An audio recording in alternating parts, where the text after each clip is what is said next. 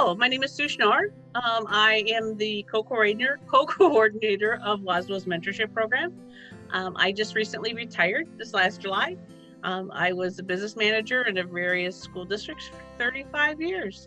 So welcome. I'm Jill Bodwin, and I am the co-coordinator of the mentor program along with Sue Schnorr, who's fabulous to work with. I worked 31 years in the education system in a variety of different schools and different size districts, and I retired last June. I never really wanted to. I got into it by accident.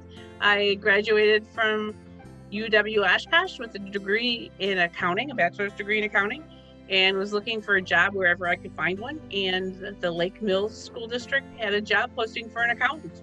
And I applied and got it. And from there, I learned about the Whitewater program and obtained my OA license and made school business management my entire career profession. Well, I started out actually with a county handicapped children's education board. So at the time, I think there was 5 left in the state, and we educated all the special ed students for the county. And then eventually the districts took their kids back and serviced them in their own districts. And so from there, it was smaller districts that didn't really have a business manager, and you kind of filled that role, and it was encouraged to pursue the licensure.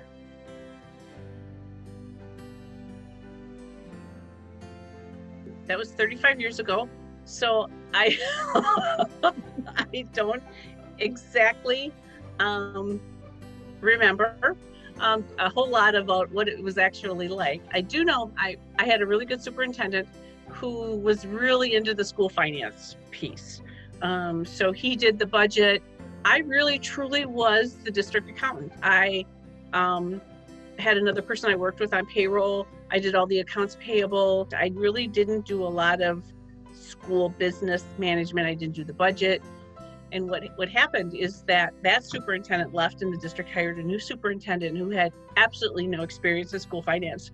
And so it was almost like an initiation by fire that I all of a sudden had to be the business manager, and it was the greatest thing in the world for me. My first day, I had replaced someone that they had recently hired for the position, and she went for lunch and never came back.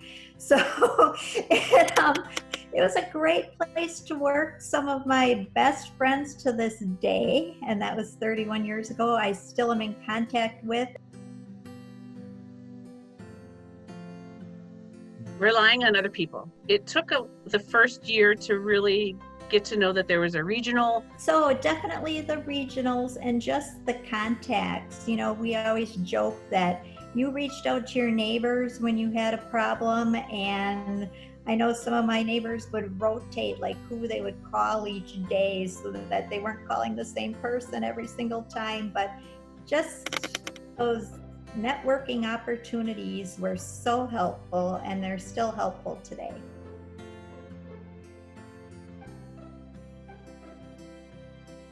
The biggest thing, and I think it's absolutely wonderful, is when I first started, they only accepted people who have an 08 license.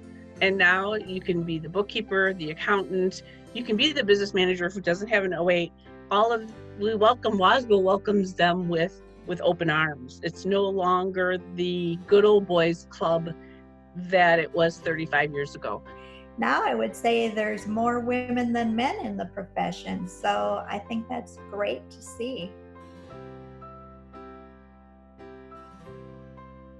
Get involved. You know, those regionals are so incredibly important. You know, even if you can't go to all of the conferences that WASBo offers, being active in your local regional is so incredibly important. There's so much information shared at those meetings.